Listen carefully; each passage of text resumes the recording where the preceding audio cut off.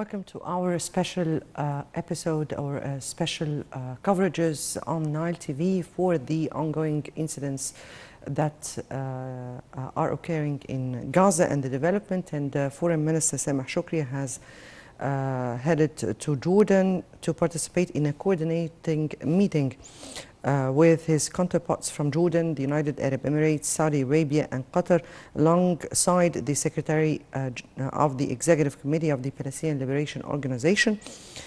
The Foreign Ministry spokesman, Ambassador Ahmed Abu Zaid, said that the meeting aims to coordinate efforts to stop the ongoing war on the Gaza Strip, put an end to the Israeli occupation aggression on the Palestinian civilians, and work to secure an immediate and sustainable flow of humanitarian aid to the enclave.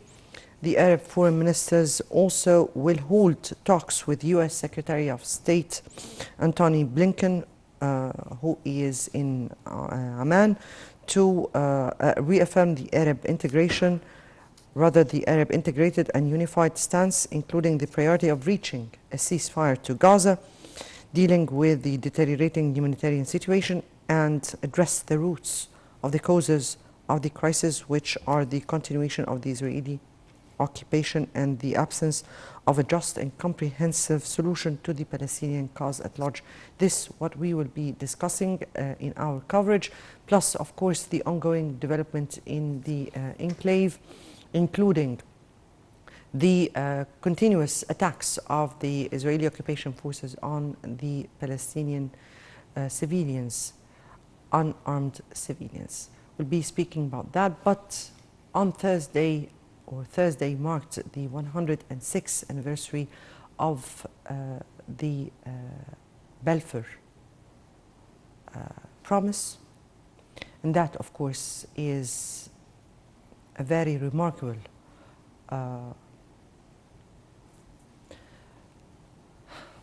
this is a very remarkable issue in the history of the whole Middle East. Before we delve into our discussion, or before we start with any discussion, let's first have this quick report on this promise, and we'll come back. The 106th anniversary of the issuance of the fateful promise by former British Foreign Secretary Arthur Balfour on November 2, 1917.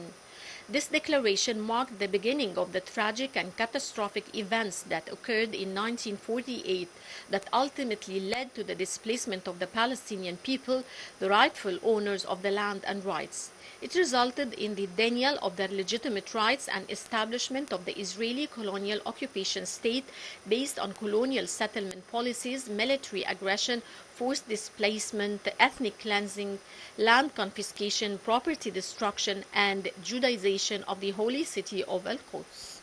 This painful anniversary coincides with the ongoing crisis in the occupied Palestinian territory, especially in the Gaza Strip, which is witnessing the escalation of killings, organized terrorism, displacement, and the deliberate destruction of residential buildings, schools, hospitals, places of worship, and infrastructure. These actions constitute war crimes and crimes against humanity perpetrated by the Israeli occupation. Unfortunately, it highlights the failure of the international community to carry out its duties and assume its responsibilities in putting an end to this Israeli military aggression, providing protection for the Palestinian people, and obliging Israel, the occupying power, to comply with the principles of international law and relevant United Nations resolutions. On this occasion, which still represents a dark mark in history, memory, and human conscience, and a setback to the values of freedom, justice, and international legitimacy, the Organization of Islamic Cooperation expresses the reverence and appreciation for the steadfastness and sacrifices of the Palestinian people over decades. The OIC reaffirms its permanent commitment to supporting their just struggle to restore their legitimate national rights. On this fateful anniversary, the OIC calls upon the international community to correct this historical injustice, shoulder its responsibilities in ending the Israeli occupation, and enable the Palestinian people to regain their legitimate rights, including the right to return and realize the establishment of their independent state on the borders of June 4, 1967, with East Al-Quds as its capital. This should be achieved within the framework of the vision of a two-state solution based on the relevant United Nations resolutions and the Arab Peace Initiative.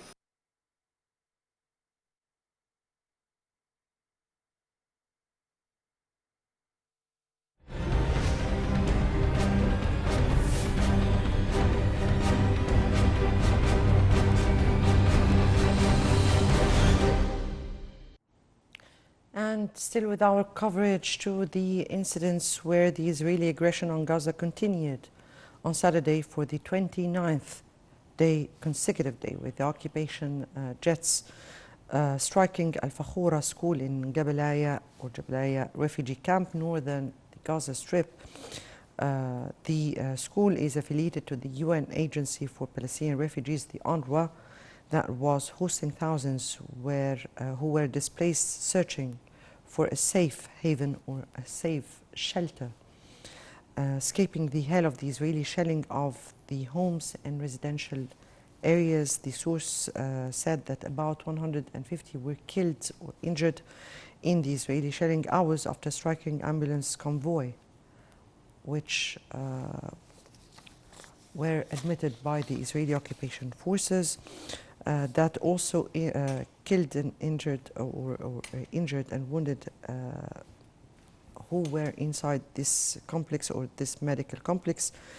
It was already heading to Rafah border, and the Israeli shelling also targeted the last convoy of civilian vehicles that were on the coastal road from the northern Gaza Strip to its southern, which the Israeli occupation forces have earlier announced that it is a safe road. To discuss the situation and the developments, we have with us over the phone Mr. Ramzy Khoury, who is a Jordanian journalist. Thank you for being with us. My pleasure, Mona. Right, if I may ask you about today's meeting of the Arab foreign ministers, or some of the Arab foreign ministers in Jordan, who will be later joined by the U.S. Secretary of State, Antony Blinken, who is in the region, has been to Israel and now in Jordan. Please illustrate. First of all, of course, the Arab foreign ministers met. And by the way, the meeting with Mr. Blinken has already started. Mr. Blinken has arrived and they started their meetings. The reason for the Arab ministers meeting prior to meeting Mr. Blinken is for the Arabs to have one voice and to have one position, rather than for Mr. Blinken to think that they can have leeway with different Arab countries. The Arabs have one voice. What they want is very clear, and these messages have to be delivered in a very, very, very clear manner. The meeting also was held. The foreign ministers also met with King Abdullah, because all of this is pretty much to pave the way for a successful Arab summit that should be coming up very soon. And therefore, they're trying to achieve all of these goals all at the same time. But the meeting with Mr. Blinken has already started. And what we know, without knowing the details, because obviously the meetings are all closed meetings, the Arab ministers discussed 13 specific issues. Most important of all is to stop the war right now. The war that is killing all of these civilians must stop right now.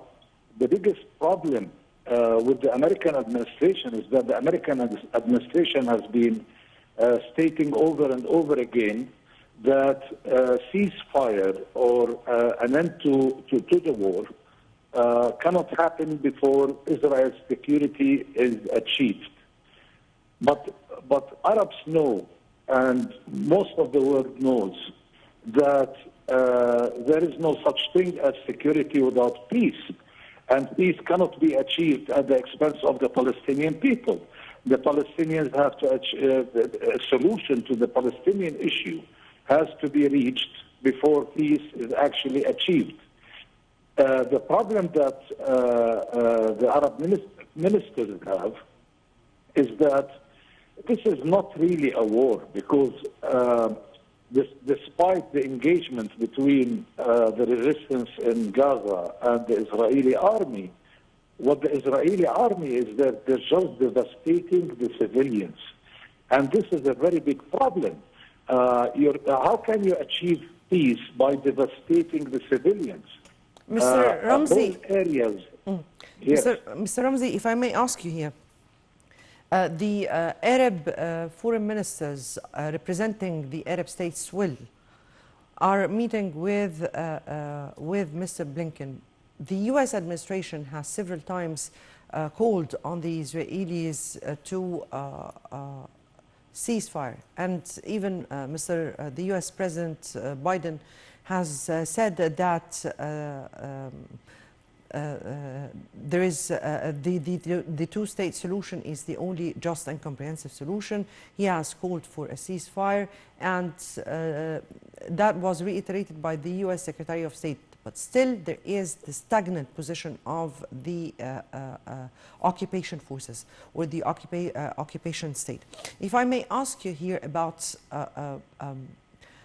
such a position, and whether or not there is a real will from the international community to put real pressures on Israel, because up till this minute we are seeing words that are said for the humanitarian crisis. We are seeing statements that are said by the U.S.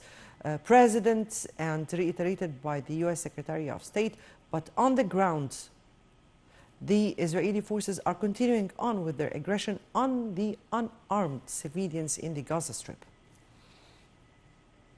Well, Israel rejected even the U.S. suggestion of a humanitarian ceasefire. What the U.S. is talking about here are very short, intermittent ceasefires that would allow for the injured to be able to get to Egypt. Also, it would allow for the aid to come into Gaza, and even that was rejected by Israel, because the Americans are just suggesting, they are not demanding, and this is a very big problem. And I think that the ministers today are going to tell Mr. Biden that since you are the ones who gave Israel the green light to carry out all of these massacres, you'd better become much more affirmative with Israel regarding all of the issues that are related to humanitarian action.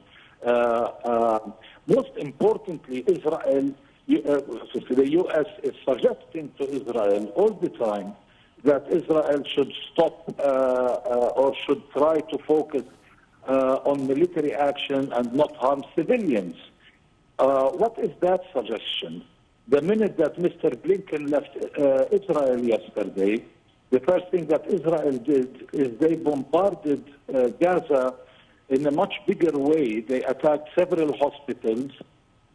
They even attacked a convoy of double nationality holders who were trying to head to the Rafah crossing to be able to cross into Egypt. They attacked them, and many of them died. Many of them are injured and are in hospitals that are pretty much dysfunctional right now. And so suggesting to Israel doesn't work. The Americans know that. The Americans understand this. Europe understands this. The United Nations understand this. And what needs to be done is not to just suggest. What needs to be done is to take affirmative positions where the U.S. needs to tell Israel, we've had enough. You've already massacred almost 10,000 Palestinian civilians, most of whom are children, women, old people. And if you have a war with the resistance in Gaza, then you'd better focus on that rather than killing all of these civilians. So this is something, but also I would like to highlight an issue that is of great importance. The Arab foreign ministers also are listening to what the Americans are talking about. And the Americans and Israel are talking about who is going to rule Gaza after all of this is over. You cannot separate Gaza from the West Bank. There is only one Palestine, and that Palestine includes Gaza and the West Bank. The idea to separate Gaza from the West Bank as if they are two different states is not acceptable to the Arabs. And the Arabs are going to make that very clear to Blinken today, that this scenario and trying to portray it as if Gaza is a standalone state that is not under the occupation of Israel, and this foreign state on the border with Israel initiated an attack on Israel, that kind of false story is not going to fly.